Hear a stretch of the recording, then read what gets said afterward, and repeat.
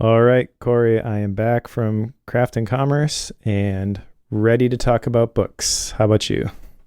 Well, I never left. I remodeled a bathroom, and if we lived in the same town, I would have known you were gone. But we live very far away, so I had no idea you were even gone. It's true. It's true. For Pro Show listeners, I talked through some of the highlights of the Craft and Commerce conference for me, but I'll put the plug here too that people should totally go to this conference. It's amazing. Met so many incredible people, learned a ton, got around other creators who are doing the same things. Definitely big wind in my sails coming back from this one. I told Rachel our schedules never really aligned while I was there because I was basically busy until I'm walking back to the hotel like 10 o'clock at night, which is 11 o'clock her time.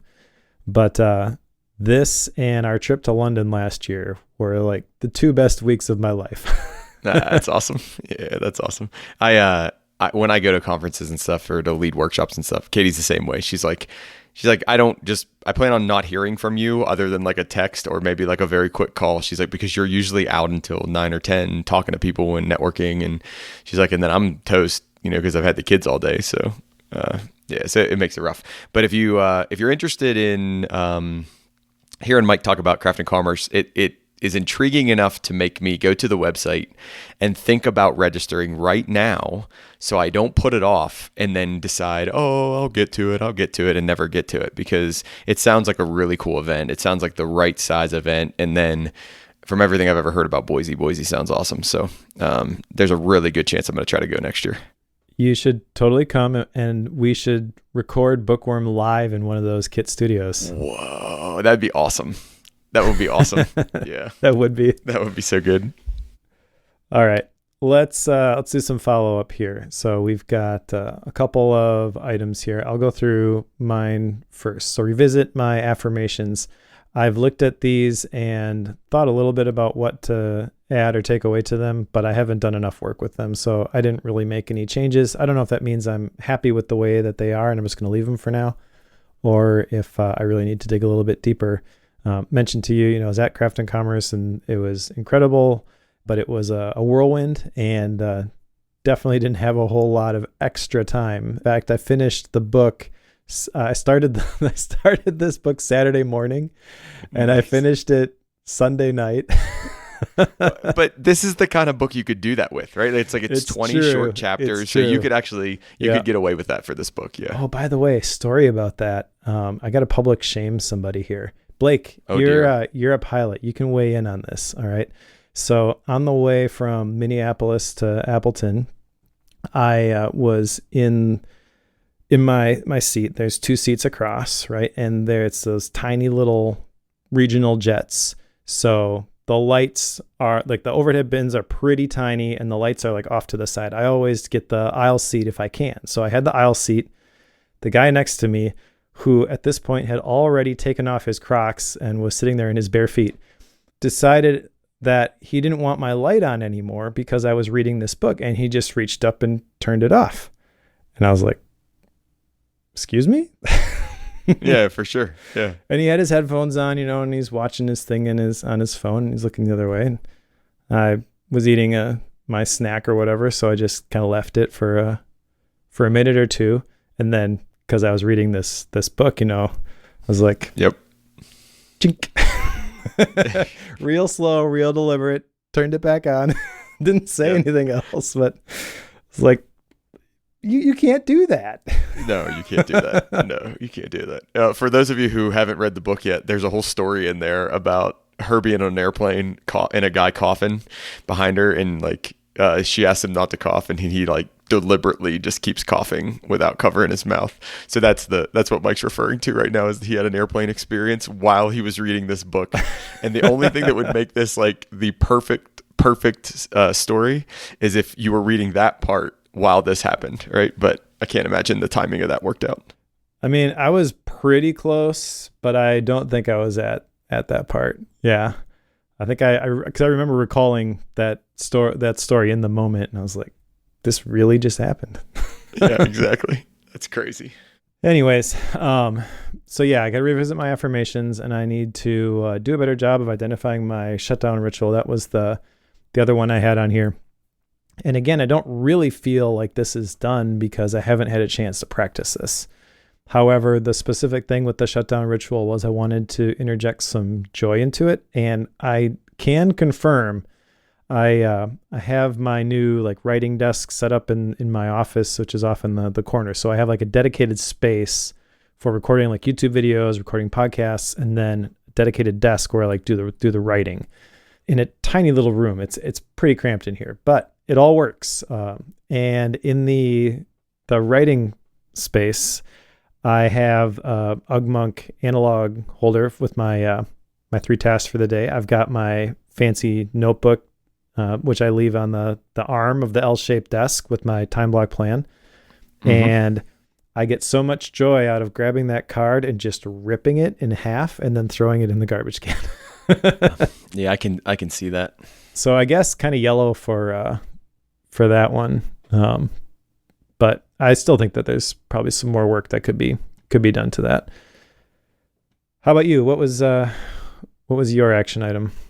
All right, so my only action item out of the last book was that I was going to try to identify where I've developed pregame or pre-shot routines. This is the absolute worst time for me to do this because it's like the period of the year where my schedule is the least consistent.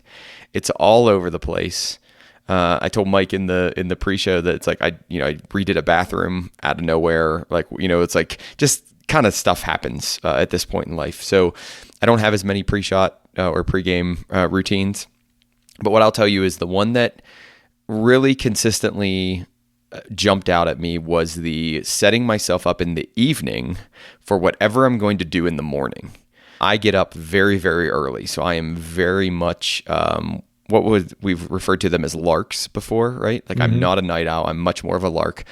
And if I can set myself up well the night before, everything goes better in the morning. So that's the biggest pregame I have. I think Mike was right in terms of last show when we were talking about the fact that I have something for teaching. It's just I'm not in that mode right now. So I don't know exactly what my routine is for teaching. But then the other one that jumps out at me as you prep for talking about a book for an hour and a half, I definitely have a pregame routine when it comes to feeling prepared and ready for us to go through the book and talk about it intelligently and be prepared. And as much as Mike probably doesn't understand based on the audio in the last one, I actually do go through a pregame routine for making sure that the audio sounds as good as it can. So I have them there, but those are the main places I identified them. I think kids give you a pregame routine in terms of, do you have your water bottles? Do you have your shoes? Do you have your did you use the restroom? Like all that stuff. So it was cool to think about those and kind of think about those more intentionally. So that was my only action item coming from last book. Nice. And I'm kind of curious, if you listened to the last episode and you noticed a decrease in audio quality, because my guess, Cory, is that most people didn't notice at all. I hope they did not. So for those of you, if you want to learn a little bit about, inside baseball, you're sitting there, right? You're recording, everything's going well. I don't even know, Mike, how, like, we were like 35, probably 40 minutes into the show. Like we were deep into the recording, and then above me, they just start, I don't know if they were sanding the floor or, chiseling the tile up off the floor or whatever, but there's nothing you can do. I mean, you can't, like, you're in the flow, like you can't just pause, and there was no way I could do anything. So thank you, Mike, for your hard work to denoise that one. And I apologize that the flooring guys got us. That's all right. Yeah, it wasn't bad until the end of the episode when I was reviewing it. I could tell, kind of just because not even when you were talking, but when you stopped talking, there was a little bit of a gating effect with the audio. Yep. But my guess is that nobody even noticed. I hope so. All right. Ready to talk about today's book? Let's do this. Okay. So today's book is The Let Them Theory by Mel Robbins. And this one actually was a listener recommendation. So this was recommended by Carol Lowry. So thank you, Carol. Because spoiler alert, I really enjoyed this one. Okay. All right, good. I wasn't sure I would. So were you familiar with Mel Robbins before we picked up this book? very, very briefly. Like, I did not know the names of her other books. I knew she was very popular in like the social media space and the YouTube space and stuff like that, but that's really all I knew. I had never read anything else or even looked into what other books she had written at all, ever. Yeah, I had not either. Like, I kind of knew that she had this enormous podcast, but honestly, I've never even listened to it. So didn't know what to expect at all going into this. This is not the first book by Mel Robbins. We'll get into the other one here when we get to the introduction section probably. But in terms of structure, it's laid out a little bit different. So I want to just explain this to the listeners before we actually start getting into the discussion. So there's an introduction. Then there is a section called the Let Them Theory, which is the first 2 chapters. And then there is a section titled You and the Let Them Theory. And this has kind of subsections below this. So like managing stress is chapters 3 and 4. Fearing other people's opinions is chapters 5 and 6. There's 4 sections in that bigger section. And then there's another 3rd section here, which is your relationships and the Let Them Theory. And again, they're broken into these subsections: managing adult friendships, motivating other people to change, helping someone who's struggling, choosing the love you deserve, and then finally a conclusion. So the terms of like the mind map outline for this, it looks kind of weird. I figured what we would do is not try to cover all 20 chapters, but basically the different like bolded subsections underneath those 2 big main sections, if that makes sense to you.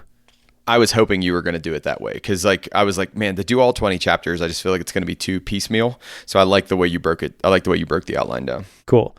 Yeah, she does a pretty good job of like grouping the related topics together. So I think that makes the most sense in terms of the podcast. Now the book itself is roughly 300 pages. I think it's just under 300 pages. And then there are a couple of appendices. So there's how to apply Let Them to parenting, how to apply Let Them to teams, Let Me Acknowledge You. There's a bibliography about Mel, and then how to stay in touch. So altogether, I guess that's 325 pages, according to the table of contents. Did it feel like 300 pages to you, though? It did not. No. Me either. And technically it's not, because each one of those subsections has its own like title page. And then occasionally there are like full page 1-line quotes from Mel, which are really good. But yeah, it's definitely not, it's not a slog. It's not hard to get through this one at all. It's kind of weird because it's not like over the top storytelling. It doesn't feel like a thrilling page turner in a sense, but it just feels really tight, and she's got information that she's sharing. So you just keep going. It's pretty easy to read. I don't know the total word count. I think it's probably slightly longer than your average nonfiction book, but not a ton. Yeah, I thought it was very straightforward and easy to read as well. I thought the stories were appropriate and blended in nicely with the point she was trying to make. It was just it was an easy, clean read, and I like the breakdown. Like, I like the way she broke it down and the structure of the. Cool. Well, let's dive into the introduction. The introduction in this book is really a crystallization of everything in her previous book, I feel. Like in the first couple chapters, she talks about how she has this method for overcoming procrastination, which is the 5-second rule. So basically like a rocket blasting off, you count down 5, 4, 3, 2, 1, then you go do the thing. And she shares a pretty compelling story about how after having one of her kids, she was in a postpartum depression and didn't want to do anything, and like used this to help her get out of bed one day, and then was like, holy cow, that actually worked, and then started doing it all over the place. So I get my first action item from an introduction, maybe ever. That's awesome. And that is, I want to start using this 5-second rule. I feel like this is pretty genius. Yeah, I did not feel the pull to go read the 5 second rule at all. Like I don't feel like I need to go read that book. But I think this is it's a good principle to just move you into action quickly. I feel as though, or I'm trying to remember, like somewhere else I've heard of a similar principle, but it just wasn't the 5 second rule. But it was like some similar principle of like, okay, acknowledge, do whatever you're gonna do, and then get up. And it might have just been for like getting up in the morning. And she's taken it and expanded it. But no, I think the 5 second rule is a valid way to acknowledge and then move forward and just keep going. Yeah. I like that approach a lot. I think I actually do kind of want to go back and read the 5 second rule. At the beginning, I didn't. I figured, I kind of got what I needed to from that. She's using it as a very effective precursor to the material in this book. But as she went through this book, the argument can be made, I feel like, that you get the whole concept right at the beginning of what the let them theory really is. So the standard argument that, it's a 300-page book, could have been a blog post, like maybe it could have been a blog post. I'm actually glad it's as long as it is because she applies it in a lot of different ways, a lot of different scenarios, and there's nothing that really feels like filler here.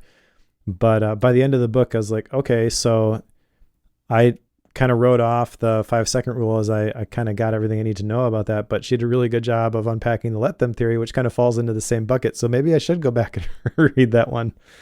I can tell you that, this might be for style and rating, but I may as well hit it here. The front and the back end of this book did not jive with me. Like I started this book off and the introduction just sat really weird with me. Like I was not enjoying it at all. Like I just didn't think it was that like, I was kind of nervous. I was like, oh gosh, I'm going to have to do 300 pages of just something I'm not pleased about. And then also I got a similar feeling when we got to the very end of the book, when we started talking about love and like relationships and stuff, but we'll get there later.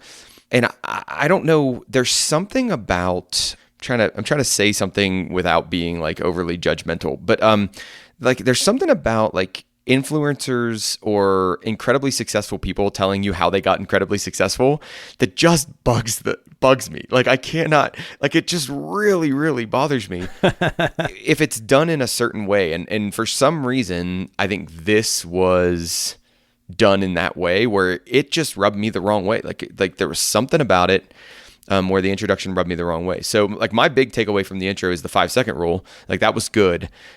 Honestly, the rest of the intro kind of bothered me. Like it kind of like frustrated me as I was reading it. Okay. Interesting. Yeah. I mean, just food for thought. Yeah. I get the annoyance with that approach, but that's funny. I didn't actually, and it didn't rub me that way. I feel like I'm fairly sensitive to that kind of stuff, but yeah, I don't know. I guess just for context here, the first part of this introduction is the 5 second rule. And then she's using that as a way of saying that the way to get change in your life is to take action. Basically, action is the answer is one of the things that she says in the introduction. So struggling with motivation is a universal problem. Most people are just looking for little ways to make their life better and happier. And you never feel ready to change your life. But there isn't a whole lot regarding the let them theory in the introduction, which I think is okay. Really, I think what she's trying to say is 5, 4, 3, 2, 1, give me a chance. Yeah. Well, and it's going to be small changes that are going to make success. It's going to be a slog sometimes, right? Like you're not just going to wake up and everything's better. Like you're going to have to power through different things. Like there's good stuff in here. Yeah, and that's going to be throughout the whole book. I think there's really good stuff throughout the whole book. My comment was just more like something rubbed me the wrong way about the story, the way the story was told. Sure. All right, well, let's go into the let them theory. That is the first section of the book. And there's 2 chapters here, Stop Wasting Your Life on Things You Can't Control, and Getting Started, which is a combination of let them plus let me. And we could probably spend most of the conversation here around these 2 chapters. Yep. But I agree. I think we'll just talk about it briefly and then we'll go into the other sections and we'll see what else comes up here. So basically the whole idea behind let them is simply understanding that people are going to people, and you should just let them instead of freaking out about it, because you can't really control what other people are going to do. The problem isn't you, it's the power you're giving other people. Other people hold power over you, and other people do not hold any power over you unless you give it to them. When you stop trying to control the things you can't control, you stop wasting energy. Sounds pretty simple. Now there are, I know, a whole bunch of books that like dive deep into the spiritual aspect of this, and she doesn't go there, and I'm kind of glad for that. But the thing that comes to mind is kind of like the Zen Buddhist approach, right? Mind like water, yada yada yada. And that's always kind of rubbed me a little bit wrong, just in like some of the ways that it's described. But I understand from this introduction here, kind of like the core gist of it. And I think it's effective here because it makes it broadly applicable to just about any audience. In fact, she talks about how this is at the basis of Stoicism. This is at the basis of Buddhism. I can't remember if she talked about it being in the base of Christianity or not, but there were a couple different like spiritual applications of this, and she's basically saying like this is the thing that they have in common. And I think that's a cool way to do it. Now, let them is one part of it, right? So don't freak out about what's going to happen, but then let me is the other part. That's where you actually, the word I would use is take responsibility. So you take action for your response to the thing that happened. And that's what she says, that true power lies in our response. She talks about how the urge to control things is rooted in fear. That kind of hit me between the eyes because that's definitely something I struggle with. Trying to control people or situations doesn't calm your fears. It actually amplifies them. Wow. Okay. So yeah, she's following me around, never been so seen when she says that. Let me is basically taking responsibility for what happens next. And I like this. This is a really powerful idea that she succinctly communicates in just these first two chapters of let them and then let me. And you could probably, pack it up right there, get the gist of the book. This is the Blinkist version of the podcast right there. Yep. But there is a whole lot more to it. Well, and Mike summarized it very, very well. Like this whole two-chapter or this whole section where she describes the let them theory, in my mind, it's wrapped up in one word: control. Right? Control what you can control and stop caring about what you can't, right? Like there's no point in caring about what you can't.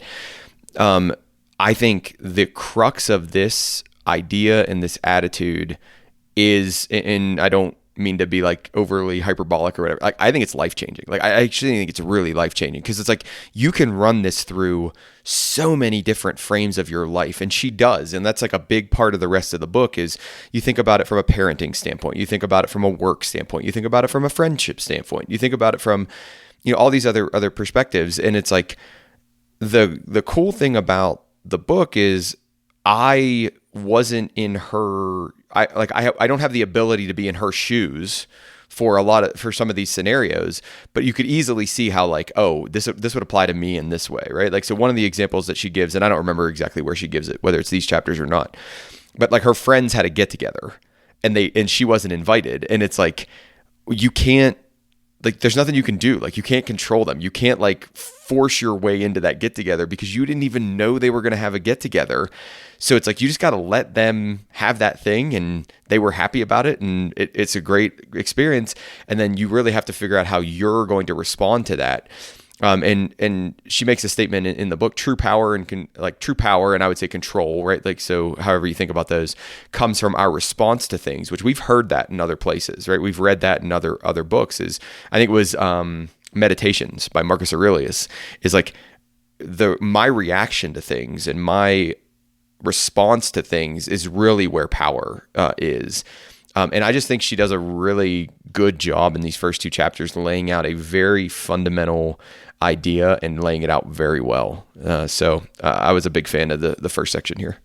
Yeah, that actually leads into the next section. So you ready to go there? Yeah, for sure. Okay. So the next section is the big section, you and the let them theory. But we're going to break this into the subsections. And so the next one, we're going to talk about here is managing stress, which is chapters 3 and 4. So chapter 3 is shocker, life is stressful. And chapter 4 is let them stress you out. So, yeah, this is interesting. And I'm kind of trying to pick just a couple of things from the section that are worth teasing out. I guess, the big thing to unpack here is that stress is a much larger problem in your life than you may realize. And the statistic that she shared is that 7 out of 10 people are living in a chronic state of stress. That kind of messed me up a little bit when I heard that. I feel like I don't know exactly how you would go get tested for that, but I'm sure I would fall into that category. And then she very succinctly and directly addresses the root cause of that. Focusing on what you can't control is what makes you stressed. Your peace is worth protecting.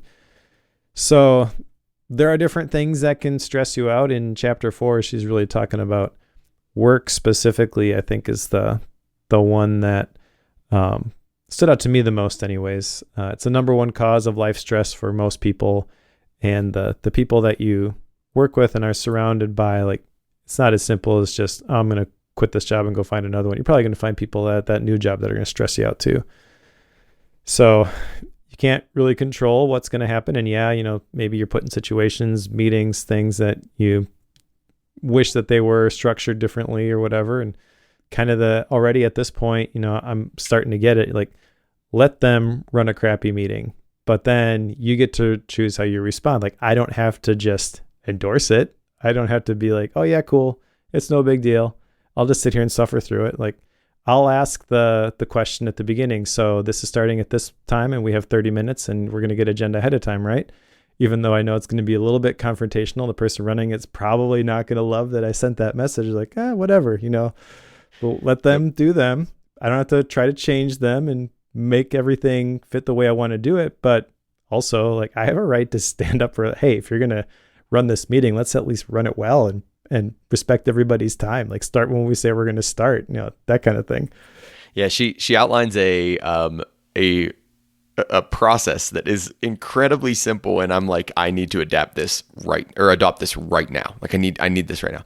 So stressful event happens, breathe and say, let them, and then breathe and say, let me. And you add to that, so, stressful event happens and you breathe and you say, okay, they're going to XYZ.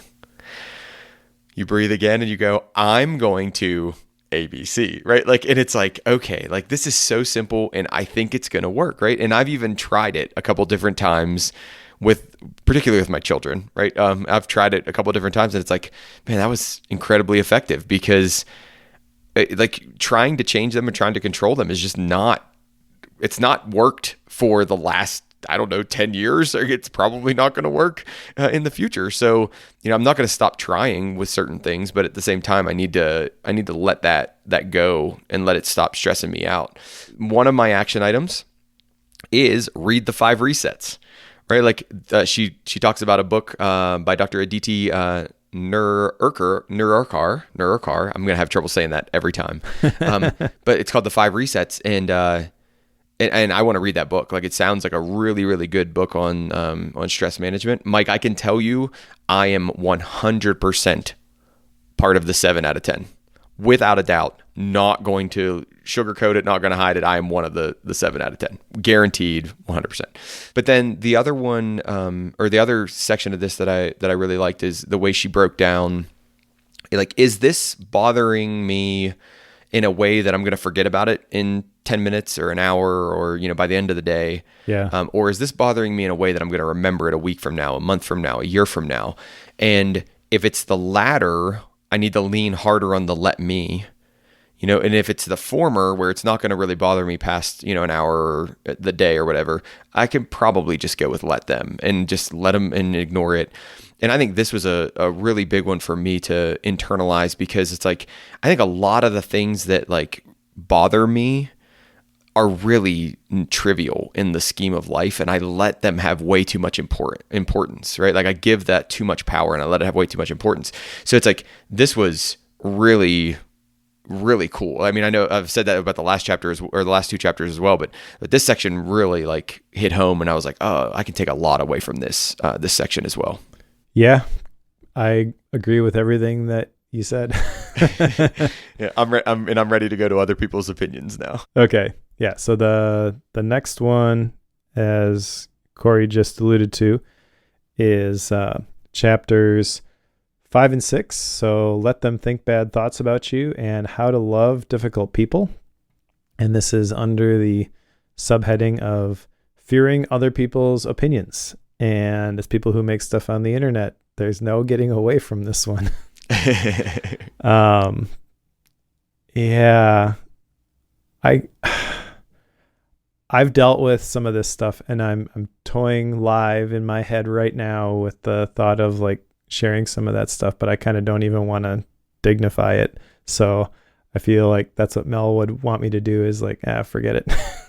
Yeah, let them. Right? Let them, exactly.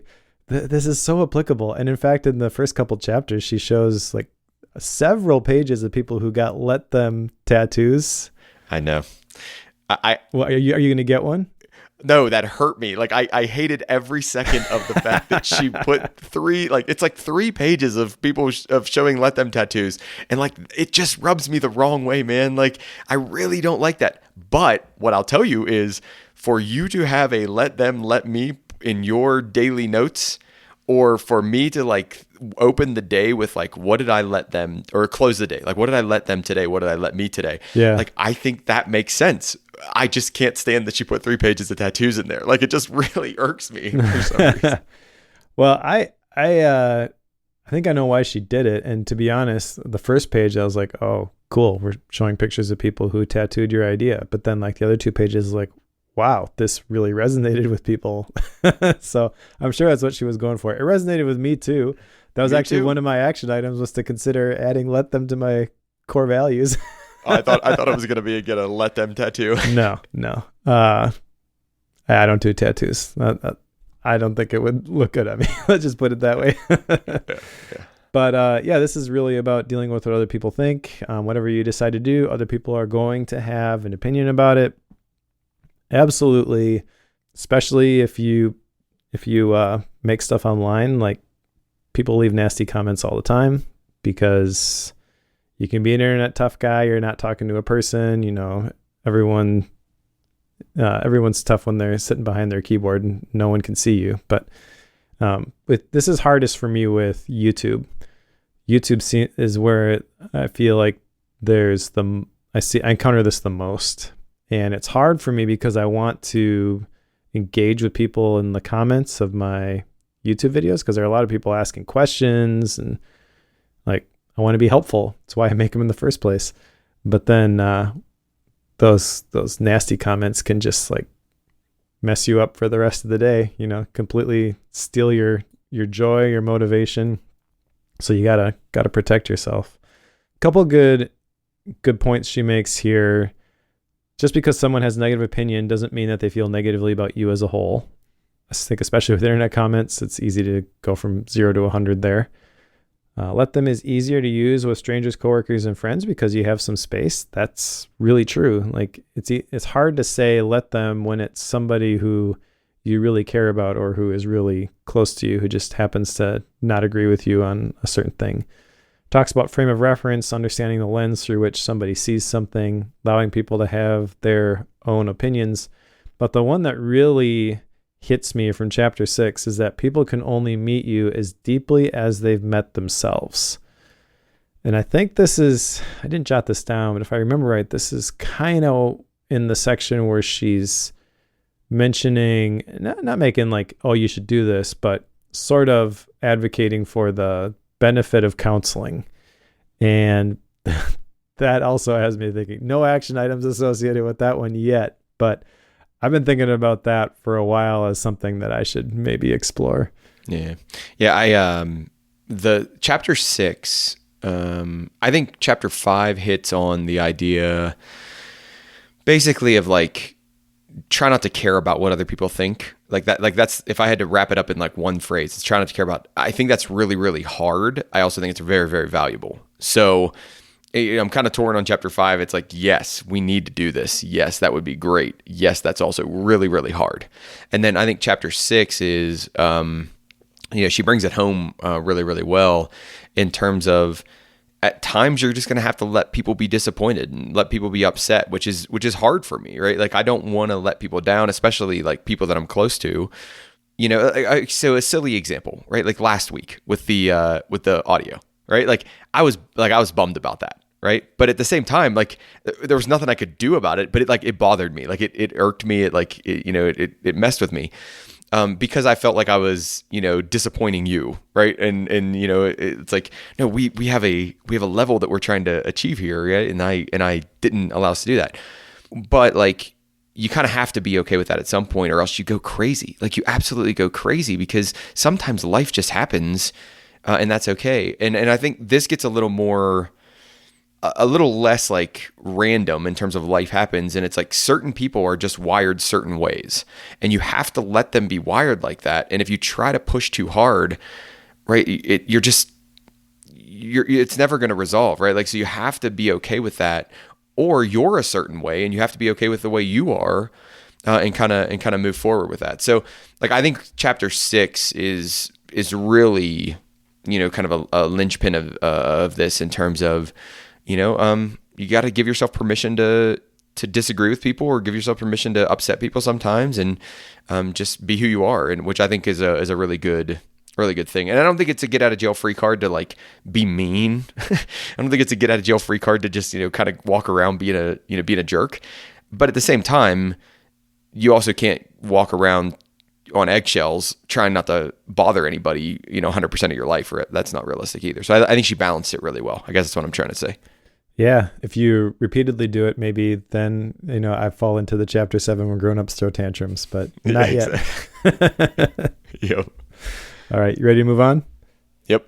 Okay, so as alluded to, the next section has 2 chapters. Chapter 7 is when grown-ups throw tantrums. I did not do this when Cory's audio was not pristine, by the way. No, he handled it very well. But also that, side note, I guess that's because I knew that you cared about it. It was extenuating circumstance and you would fix it for next time. I mean, let's role play here. So let Cory have bad audio this one time, right? Let me do what I can to fix it. If I'm going to continue to let him have bad audio, then maybe let me choose to do something else with the podcast, right? Because there is like the bar we want to hit. That's a crappy example, but it's true. Yeah, not like I'm extrapolating to a situation that I firmly believe is never going to happen, just to clarify. But I think hopefully through that incredibly silly scenario, people can maybe picture applying it themselves. At some point, you have the right, and I would argue the responsibility to respond in a certain way that's in alignment with your interests and your values. And people feel like jerks when they do that sometimes. But anyways, chapter 7, when grown-ups throw tantrums. Chapter 8, when the right decision often feels wrong. And this is under the subheading of dealing with someone else's emotional reaction. So at the heart of this with chapter 7 is really gauging the rightness of your decision based on what kind of response it elicits from the people around you. And she makes the point here that at their core, adults are just as emotional as 8-year-old children. They're just better at hiding it most of the time. Okay. I was going to call the exact same thing out, and I want your opinion on, do you agree with the statement that most adults have the maturity of an 8-year-old child? Like, do you think that is a fair statement? Well, you said maturity, and I feel like that statement is not fair, but there's an alternate version of that which is fair. Okay. Maybe emotional, that's not the right thing either. But I do think that at some level, adults are a lot like children, and most people do not get the kind of emotional intelligence training maybe that they need to recognize that these emotions are going to rise up and then fade. So how they react is different. The adult is not throwing a fit in the checkout aisle of the grocery store, but they're probably doing something which may actually be more damaging if you followed them around and dug into their personal life. So I do think that part is true. Yeah, I just thought that was a very bold statement, and it's like when you think about it, I think at the underlying level, it's probably true. It's just they've learned through bad social experiences. They've learned just by observation as they've gotten older that it's like, I'm having the same response as the 8-year-old child. I just can't behave the same way the 8-year-old child does because, I'm supposed to not do that, right? Like I want to, but I'm supposed to not do that. And then you brought up the kind of the way you process it in a healthy way is you actually feel the emotions, right? So she would call that the let them, right? Like, so when the emotion wells up, you feel it, you let that emotion happen. And then you intentionally don't react. And she throws a stat in there that in about 90 seconds, that emotion will dissolve. It'll reduce down to a level where it's much more manageable. That's the part that impacted me the most, I think, from these two chapters, was recognizing that, this emotion may feel real strong, real intense, but if you give it 90 seconds, it'll be bearable. Yeah, it's like, because that's such a short period of time, right? Like you breathe it out, you take a step away or like whatever it is, and then it just gets a lot better in a very, very short amount of time. And that was a really cool realization that she brought into there. I think another thing that I liked about this is she talks about the right decisions feeling wrong.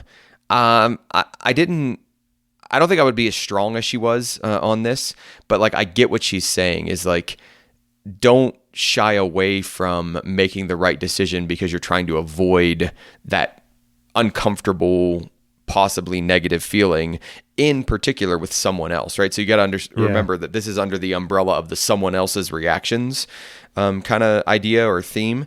So it's like, I'm going to make a decision, and there might be people who really think negatively about that. Like, don't overweigh their opinion in that because it might feel wrong to them, and they might be very vocal about how they think it's wrong, but it might be the absolute right decision, for me, and for my situation. So, I thought that was a really kind of a good point in terms of don't just automatically shy away because somebody tells you that they think that's the wrong decision or that they're pressuring you because they think it feels wrong. I like that part. Yeah, the story associated with this one was someone who was engaged and they kind of knew that it wasn't the right thing to do, but the deposits had already been paid and didn't want to hurt his significant other that he was supposed to marry. And the author mentions that they don't know how the situation ended, but they hope that they summoned the courage enough to not go through with that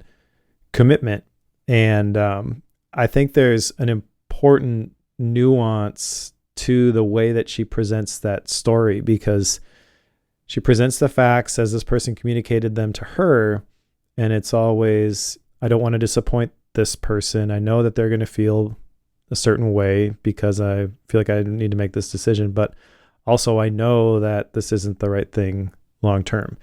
So she mentions that just because the right decision seems clear doesn't mean it's an easy decision to make. And there's a difference here, I think, between I know this is the right thing to do and it's going to be hard, and I don't like my current situation and I just feel like I need to try something new. Yeah, I agree. And I don't know how to express articulately what the difference there is, but there've been situations recently where it's kind of like, well, is this the right thing for me to do? And it's like, as I work through it, like, yeah, this is the right thing for me to do. And yeah, there are pieces of this that are going to make me a little bit uncomfortable, or I wish this was maybe a different way, but that doesn't mean that I'm willing to blow the whole thing up. And at the root of like the desire to blow the whole thing up is maybe there's something that's better. And I don't want to say that there's never a reason to not, there's never not a reason to do that sort of a thing. But I guess like I walk out of this chapter, this section, kind of like, you better be careful with that kind of stuff. If you're constantly just blowing stuff up from one thing to the next, it's always somebody else's fault. I feel like the let them, let me balance there. Like that's step one. You got to start applying that to your life, because the common thread as you go between all these different things, ultimately is you. So yeah, I mean, the big takeaway, really, never let someone's emotional reaction keep you from making the hard decision, but also don't get just totally attached to the person's negative reaction as the only decision-making criteria. Yep. I don't know. There should be like a scorecard for this kind of stuff that you could fill out. Okay. You want to kick off the next one? Yeah. Okay. So the last one in our current, I guess, even higher level section is called Overcoming Chronic Comparison. So we just dealt with the idea that we were thinking about other people's emotional reactions. Now we're thinking about comparison. So chapter 9 is called Yes, Life Isn't Fair. And chapter 10 is called How to Make Comparison Your Teacher. And in this one, she basically calls out envy, jealousy, right? Like hammering it right on the head. She doesn't ever say those words. I don't ever remember those words coming out, but she describes it as comparison. And she's like, yeah, we're all dealt a different hand. We need to play the hand we're dealt. Your, neighbor down the street is going to be dealt a different hand from you, and you might not like that. And the more you compare, the worse off you're going to be. She gets to two ideas here that I like. They're two linked ideas, but one is teach. And she said, teach is to use a downward comparison, look around you and see how good you actually have it. And then torture is to use an upward comparison, and basically you're beating yourself up because of the things you don't have. And I really liked this kind of framing, because I've seen myself do both of these, right? Like, I look at somebody else and I'm like, oh my gosh, look at what they have, and I really wish I had that thing. And that would be the torture scenario where, for whatever reason, they have that thing, and it might be that they worked really, really hard at it. It might be that they got crazy lucky, right? Like, who knows why they have it? And that doesn't matter. But then the teach one is the look at myself. And I would say teach in my mind came across as gratitude, right? Like, look how good I have whatever I have, like how good my scenario is. And I think everybody can do both of these things. And I think if we lean more towards that teach, that looking around you for how good you actually have it, I think we'll be in a better situation. So to go back to her theme, the let them, let me, it's this idea of like, if you're going to compare yourself to other people, you just got to let them have a better situation than you. Cause there's always going to be somebody that has a better situation than you. And that's completely fine. Right? Like that's okay. Let them have that better situation than you. And then I'll pause on there before we go to chapter 10, see if you have anything with 9. Well, I think they tie together really well. The things that I jotted down from 9 are: don't allow someone else's success to paralyze you. In life, you're not playing against anyone. You're not playing against anyone. You're playing with them. And that really hits at something. She doesn't use this term, but it's the abundance mindset versus the scarcity mindset. She's really talking about, there's not a limited amount of success to go around. Just because somebody else has gotten lucky, quote unquote, doesn't mean that there's any less success or luck available for you. So don't obsess about, oh, this person was in the right place at the right time. If you consistently show up and do the right things, you too may get lucky. And that's, chapter 10 is the first thing I jotted down, is that 95% of the things you want in life are things you can create if you're willing to work hard, be consistent, and disciplined and patient. I think that's very, very true. And I also think it's easy to fall into the comparison trap. I mean, I was at Craft and Commerce last week, as we talked about at the beginning, and it was easy for me to fall into that trap while I was there, because at one point I ran into Thomas Frank at the coffee shop. Thomas Frank has a much bigger YouTube audience, and he talks about Notion. He makes Notion templates. Basically, that's what I want to do with Obsidian.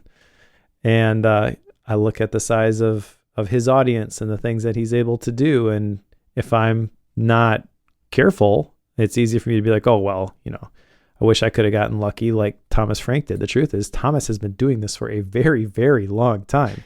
Yeah. Over 10 years, actually. He had a previous channel called College Info Geek before he started doing any of the Notion stuff. So yeah, don't compare yourself to anybody else. No one is taking anything from you. And the let them version of this is to let other people show you the way. So that was kind of, as I was reflecting on everything that happened at Craft and Commerce, all the people that I met, not that, I fall into that bitter comparison trap stuff all that much anyways, but it did challenge me to think about the people that I met as I was reflecting and journaling on things. And it's like, what can I learn from that person? What are they doing that I could apply to my own situation? Still like an artist. Yeah, she talks about that in chapter 10, which I really like the way she reframes, and I'm immediately eating my own words because she obviously used the word jealousy. But like if you're jealous, she says, if you're jealous right now, that's good. Like look at that as inspiration. Look at that as something to mimic, right? Like Steal Like an Artist. Like look at that as something that you can figure out how to use to get, where you want to get to, and use it as a teaching tool. And I really like the way she, flips it around and says, okay, if we're not going to use comparison in a bad way to torture ourselves, let's use it in that positive way. And like, let me mimic, let me put in the reps, let me learn from their example. Let me do the thing that's going to get me to where I want to get to. I'm not by any means thinking that that's an easy thing to do, but man, oh man, do I think that's a very powerful and effective way to frame that. 100% agree. Ready to go to the next one? Yes. Okay, so this one is a little bit different. So again, there is a subsection here, but instead of 2 chapters, there are 3 chapters. So we're now entering the next major section, which is your relationships and the let them theory. And Mastering Adult Friendships has 3 chapters.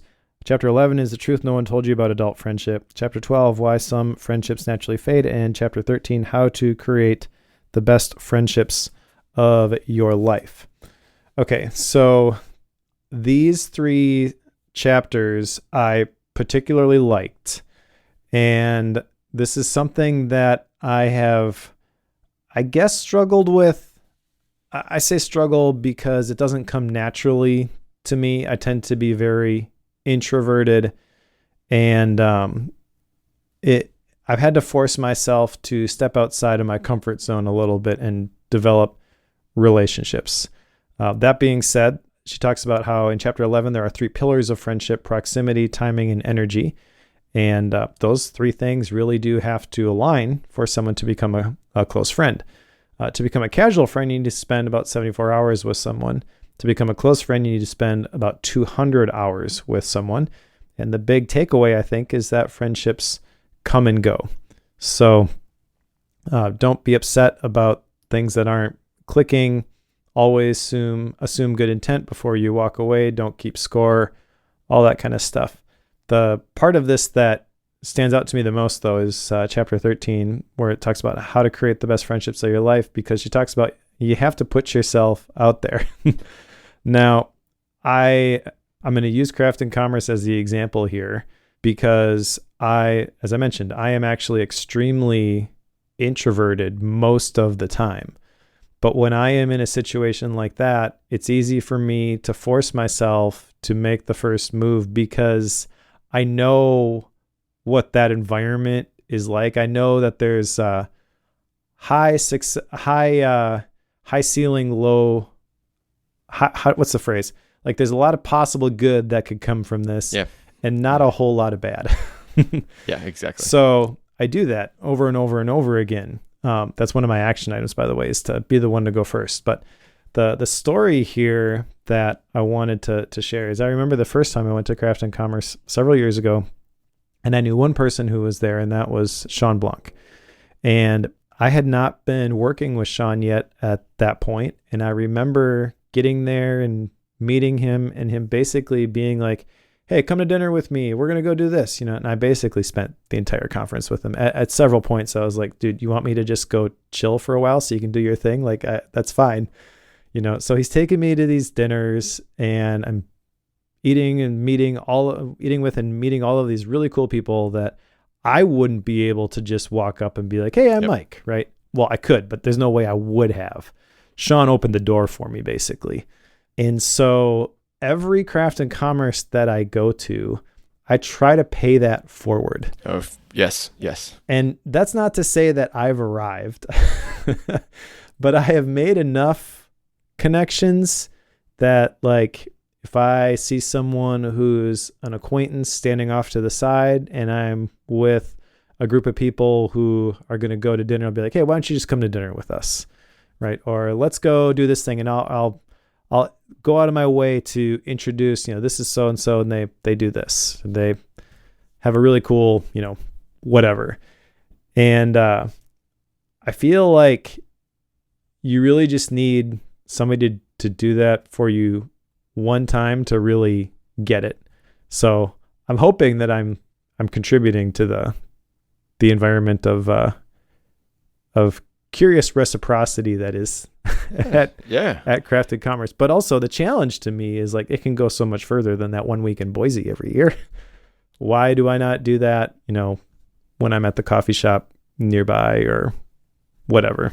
Well, and I think that goes back to the point she makes in chapter 11. It's proximity, timing, and energy, right? Like, so, I mean, it immediately breaks down in the fact that you're not proximal anymore, right? Like, or it breaks down in the fact that, like, scheduling a Zoom meeting with 4 people is actually a lot of work, right? Like, you don't, it's really hard to do it, but everybody who goes to that conference is committed to being there and meeting people and stepping out of their comfort zone. And then you got all the other work that you've had to do for life, and you're just tired, right? I mean, like, so it makes total sense. I think my biggest takeaway from that is that proximity, timing, and energy. Because I look back on, like, the friendships and I say, which are the ones I've maintained, which are the ones that have fallen.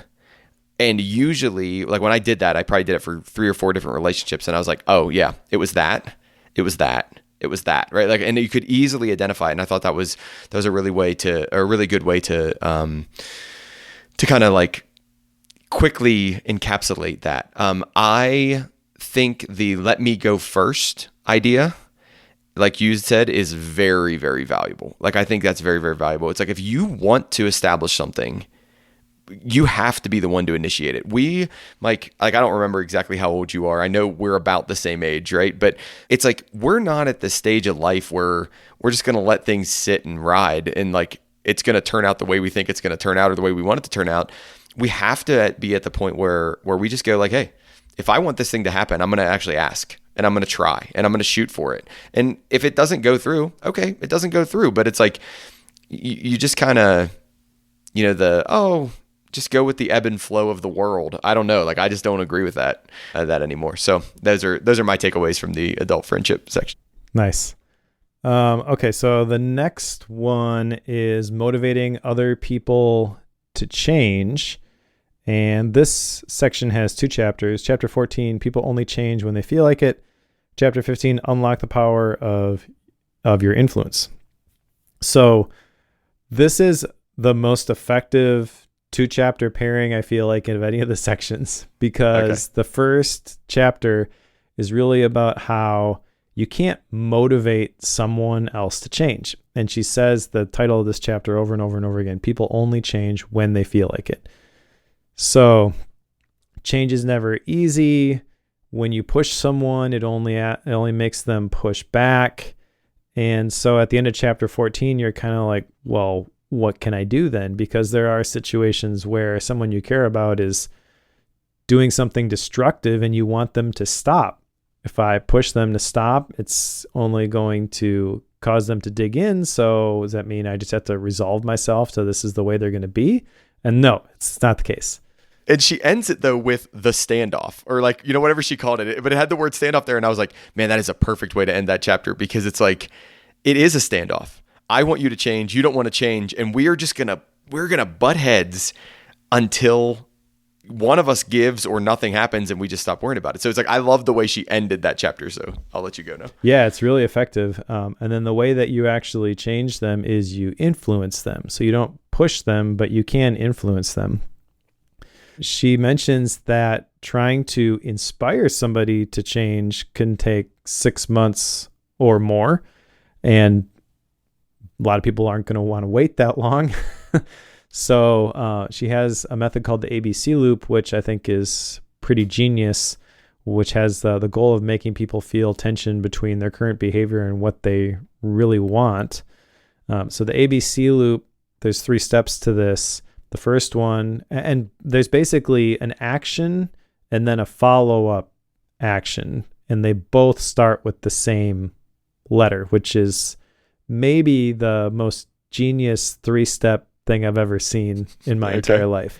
So the first one is apologize and then ask open-ended questions. So this is really when you've like pushed somebody and they're digging in and you're like, oh, I'm sorry, I didn't mean to try to make you do something. Then ask open-ended questions like, I don't know, seems like this thing really upsets you. Why is that? That sort of thing. And then the second step, B, is back off and then observe their behavior. That's the other B.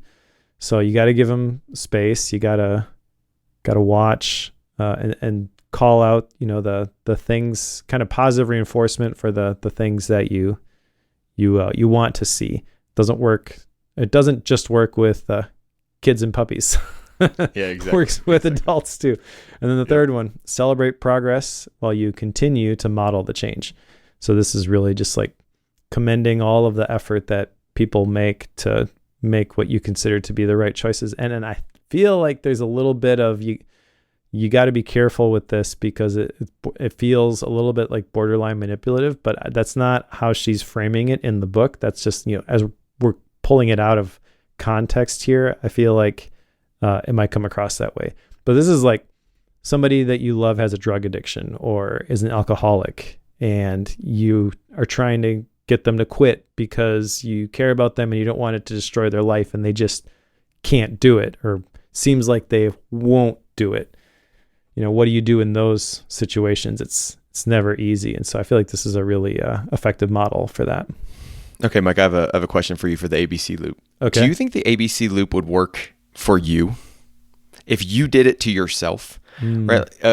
So you motivationally interview yourself to ask about why you're doing the things, right? Like on all this stuff. Then you observe your behavior, and then you celebrate when you have made a positive change in the direction that you want to. And it's like for whatever you want to do. I want to meditate. It's like, well, okay, like Cory, why don't you meditate every day? Like, what is it about meditation that, like, do you know what I mean? Like, I actually think this can work individually, as well as it, maybe not as well, but equally as well as it could for somebody else, like somebody external to you.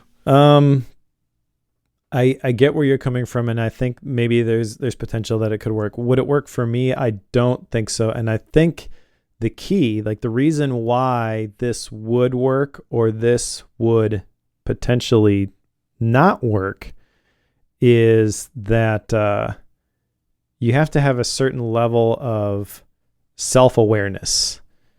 And that I think is kind of the key. Now for me, I don't know, I have many times in my life created effective behavior change just because I'm going to do this thing and I'm going to muster up all of the discipline necessary in order for me to do it.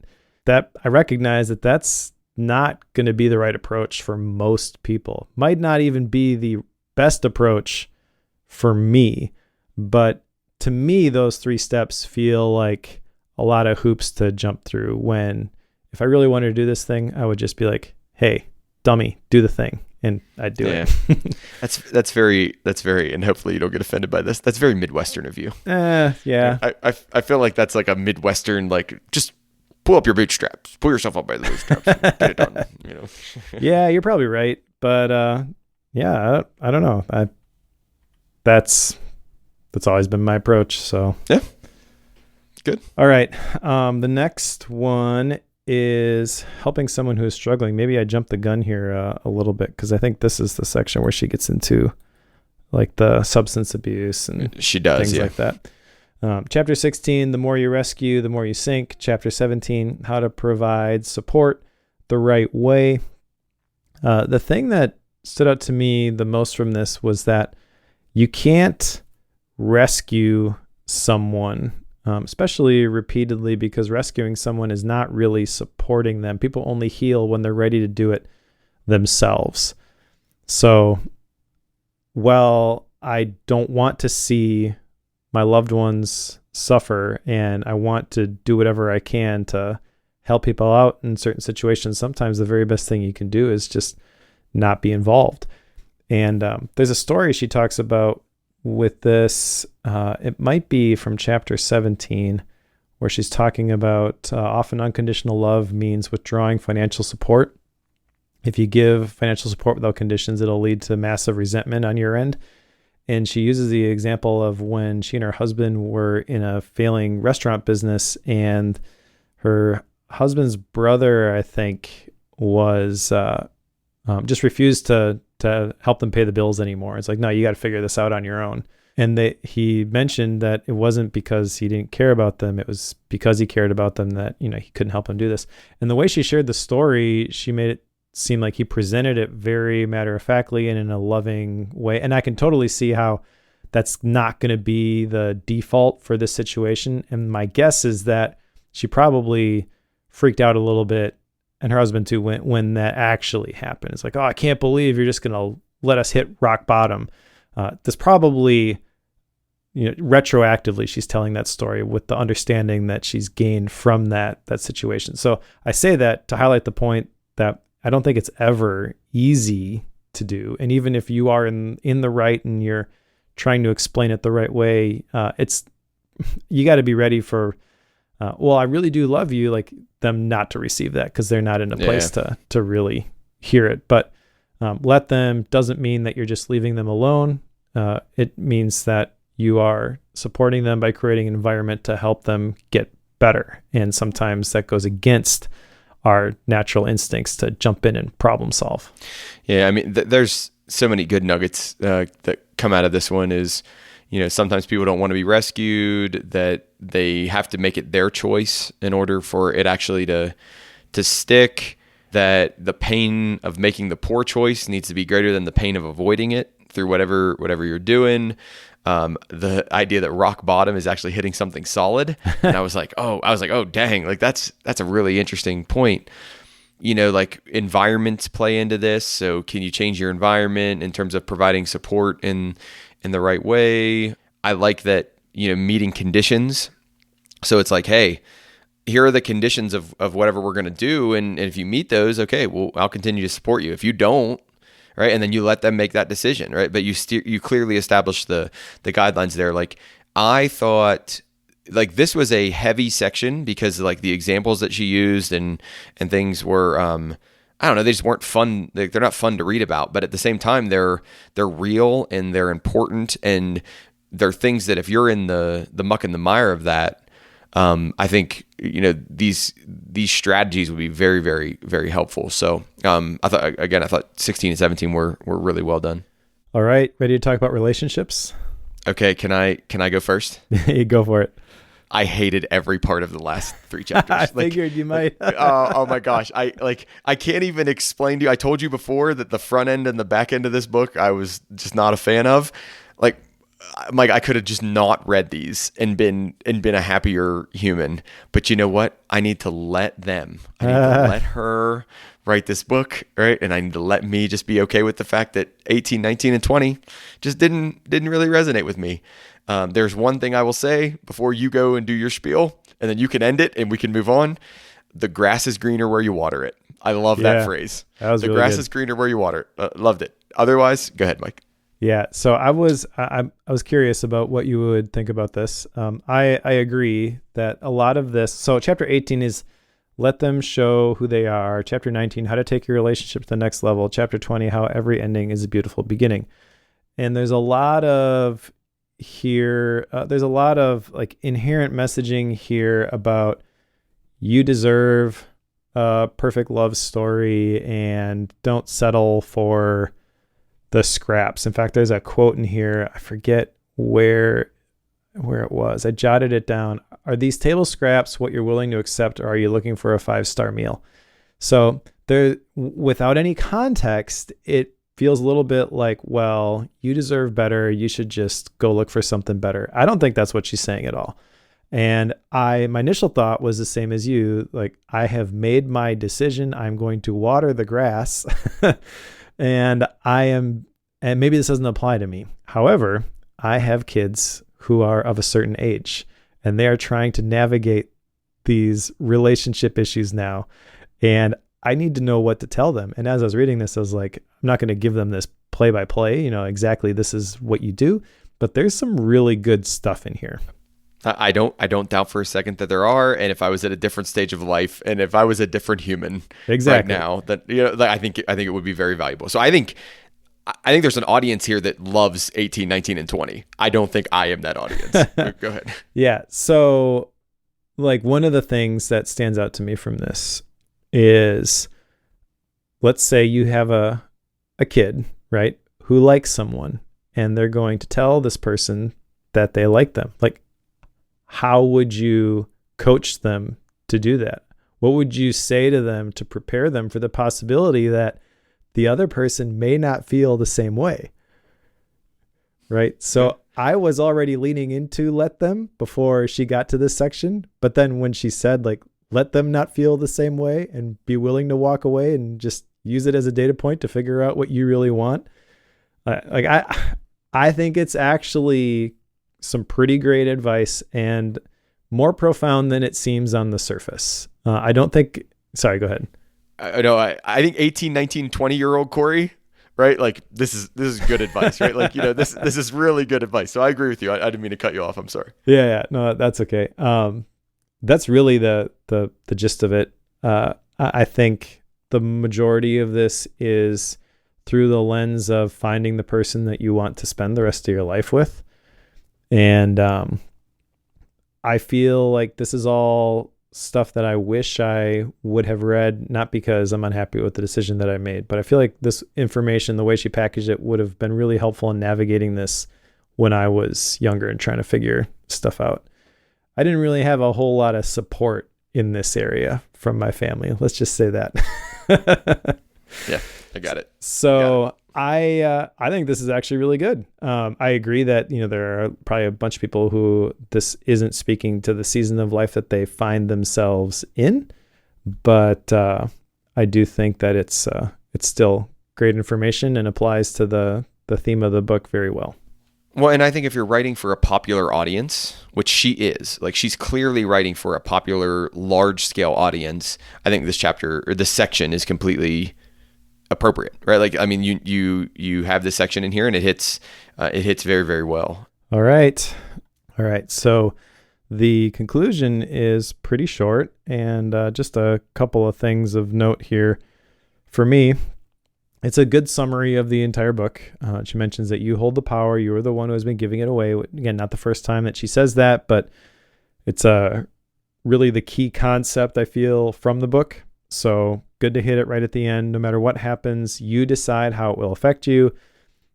You are responsible for your own happiness.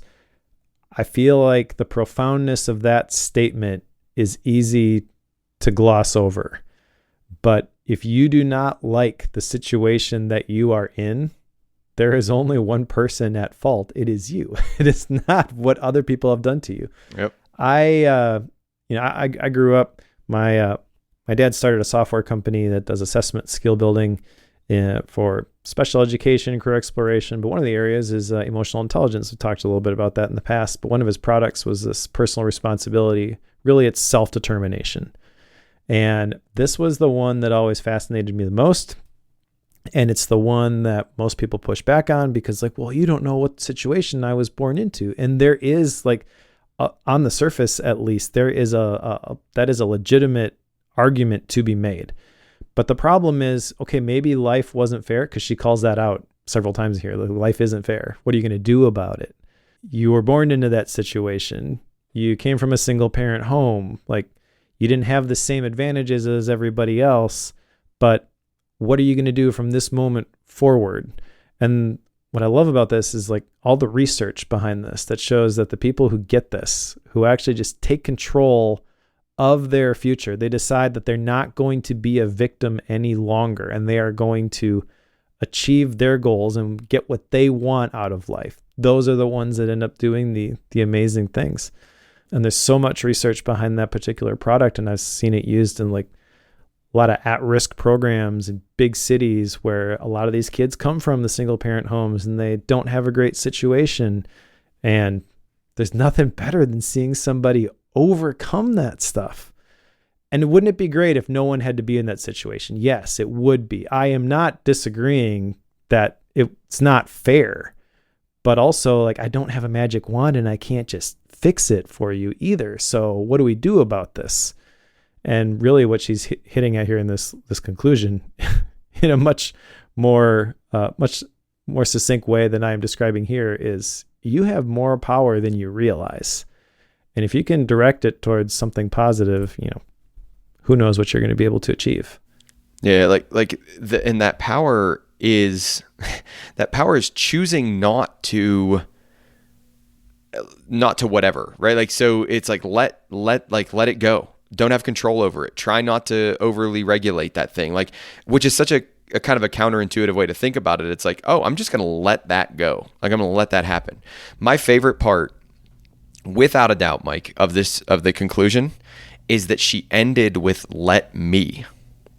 Like, I love that the last two words in the book are "let me," because it's called the "let them" theory. That's the title of the book.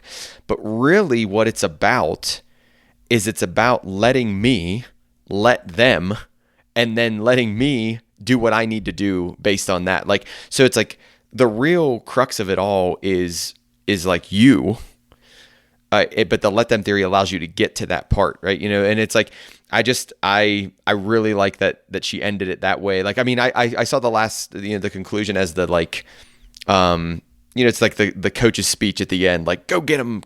You're going to do great, blah, blah, blah. Like, you gotta own this thing.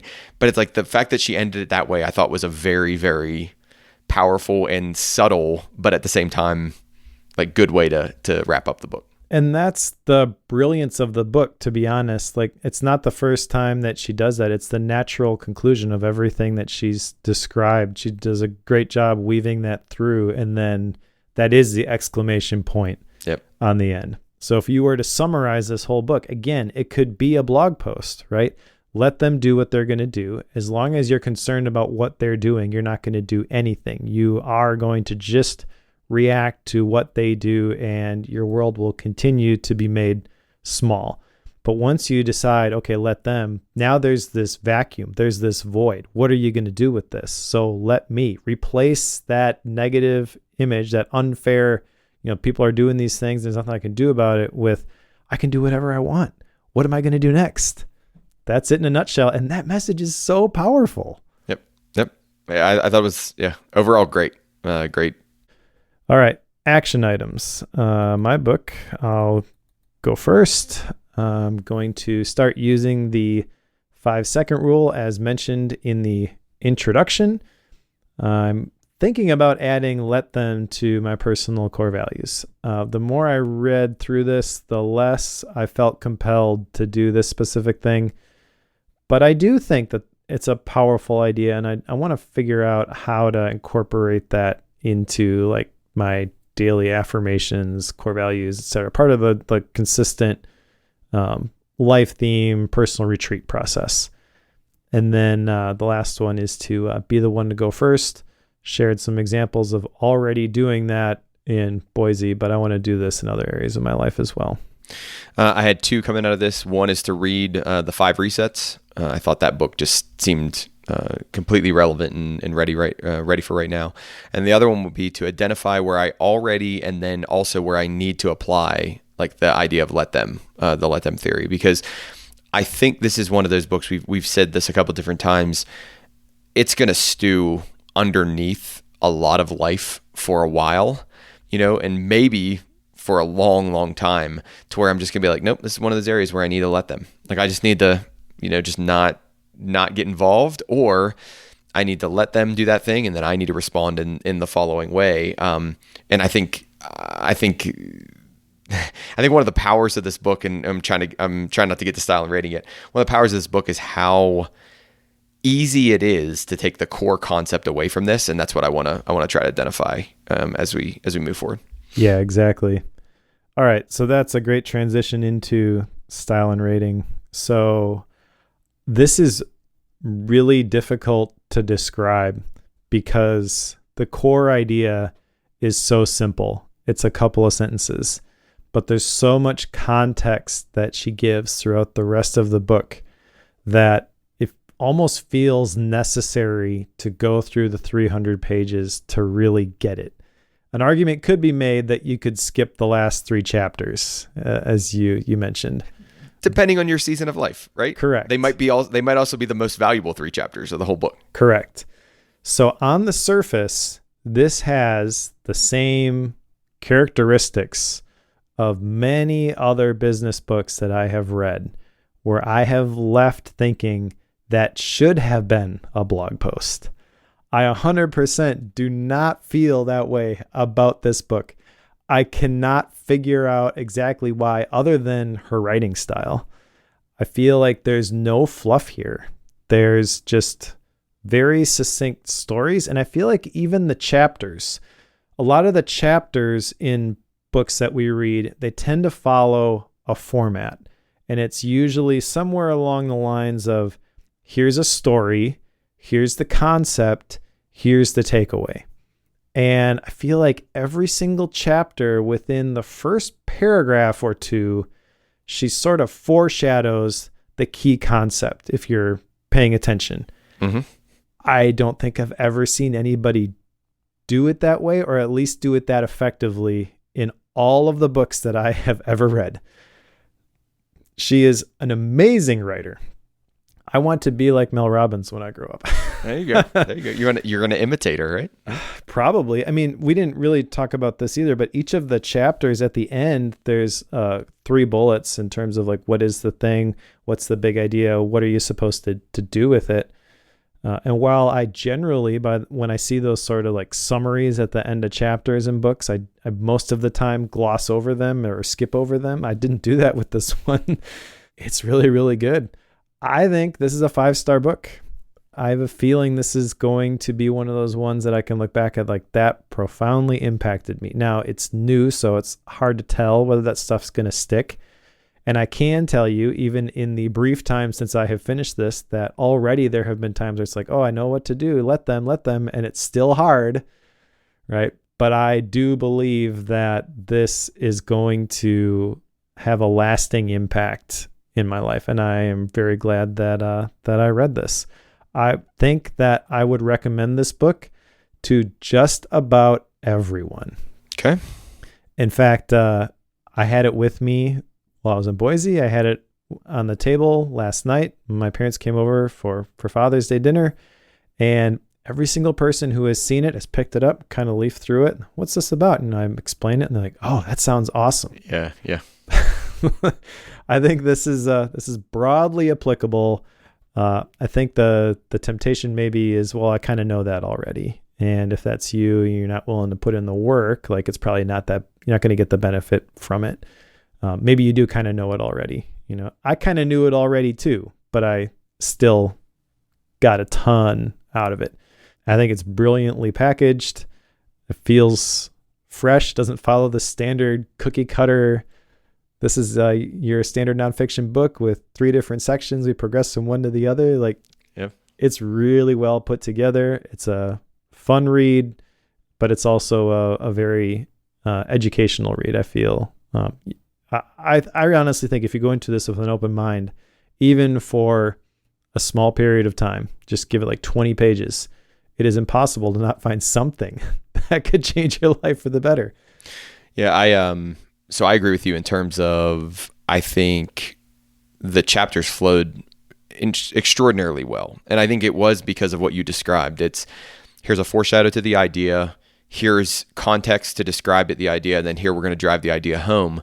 But this is like writing 101. Like, so it's, thesis statement, evidence, right? And then transition / summary to move on to the next point. It's like, this is thesis statement 101, like it's writing 101. But I think she executed it extraordinarily well.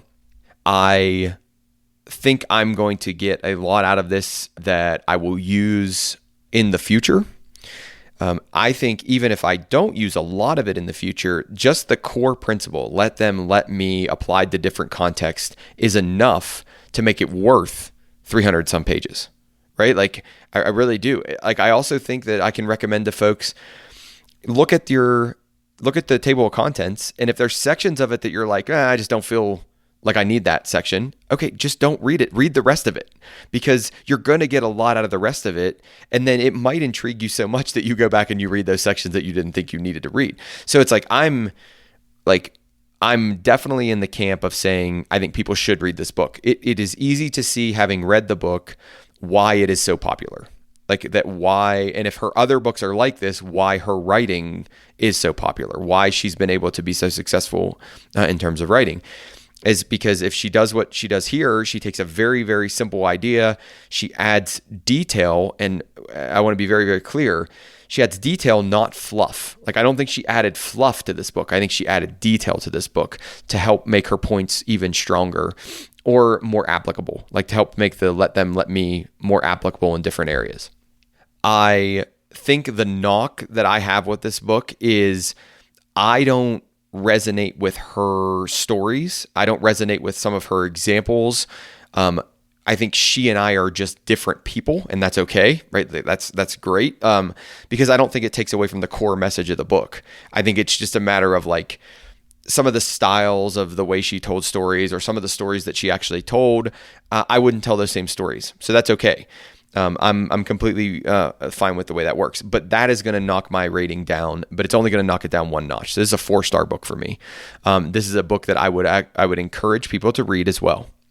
You know, especially folks who are struggling in certain areas with control, with people pleasing, with, you know, some of these other different ideas that I think so many people, you know, are really wrestling with, including myself, right, in different areas. I think this is a very, very, very valuable book to kind of work through and be exposed to some of these ideas and try to figure out how to apply those into your life. So without a doubt, a 4-star book. Only knock from me comes from some of the examples. I would have used different examples in those, but everything else about it I thought was great.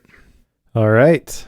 Well, let's put the let them theory on the shelf. What's next, Cory? All right, so I'm making a switch. So for those of you who are consistent listeners, I was calling a bookworm audible. I am calling a bookworm audible. I got approval from my co-host before the show, but it ties into my action item. And I told him, like, I'm going to go on vacation here, and I don't want to read a book about writing on vacation. I'd much rather read this book than when I'm on vacation. So it's called The 5 Resets. It's a book about stress management. It's by Dr. Aditi Nerurkar. And I just think it's going to be a really, really interesting, cool book about stress management and how to reset different aspects. And I'm really glad that we can make the Audible and we can adjust this, because I'm like jazzed to read this book. It's only a couple years old, but I'm like, I don't want to say like this might be the most excited I've been about reading a book in a long time, but this might be the most excited I've been about reading a book in a long time. So the next one is The 5 Resets. Pick it up, and we'll be reading that one next for the show. Mike, what about you? What's after that? All right. So after that, there were several possibilities that I floated, but the one that I am most excited to read currently is a new book by Pat Flynn called Lean Learning. And I saw Pat speak at the Craft and Commerce Conference. His talk was basically about how he built a 1 million subscriber business twice. If you followed him for a while, he did that with Smart Passive Income, and then he did it again with his Pokemon project. And he talked about the different principles from this book, which allowed him to grow both of those. The subtitle's How to Achieve More by Learning Less. So that's interesting. And then at the top, there is a couple of things that are crossed out. Number 1, learn everything. Number 2, get overwhelmed. Number 3, give up. I have fallen into that trap before. So I'm excited to read this one. There are a couple of other recommendations, by the way, in the we'll have the link to the recommendations if you want to recommend a book for Bookworm. But thank you to Mark Levison, who submitted a couple which also looked interesting. AI snake oil, what artificial intelligence can do, what it can't, how to tell the difference. And then he mentioned another one, how to fall in love with questions, a new way to thrive in times of uncertainty. That one in particular seems right in my wheelhouse, and I'm definitely looking forward to reading that one. I am not going to, however, select either of those as a gap book this time around, because I am going to try and get caught up on all of the work that I did not do last week while I was at the conference instead. How about you, Cory? You got any gap books? No, I'm going on vacation at the end of this week, and I only want to read the book that we're reading right now. I did finish A Praying Church, and that was good. So I finished my gap book from last time, but I am intentionally not going to pick a gap book this round. That's all right. We'll allow it.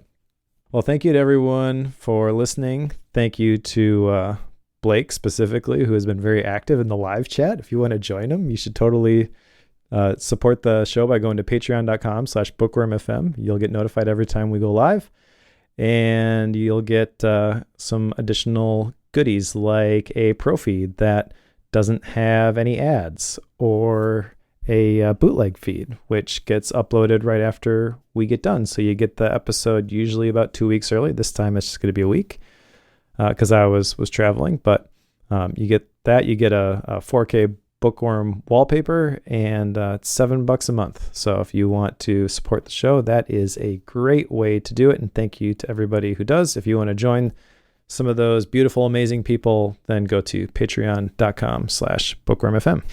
And if you're reading along with us, go ahead and put the Let Them Theory on the shelf and pick up the 5 resets. Rewire your brain and body for less stress and more resilience. We'll talk to you all next time.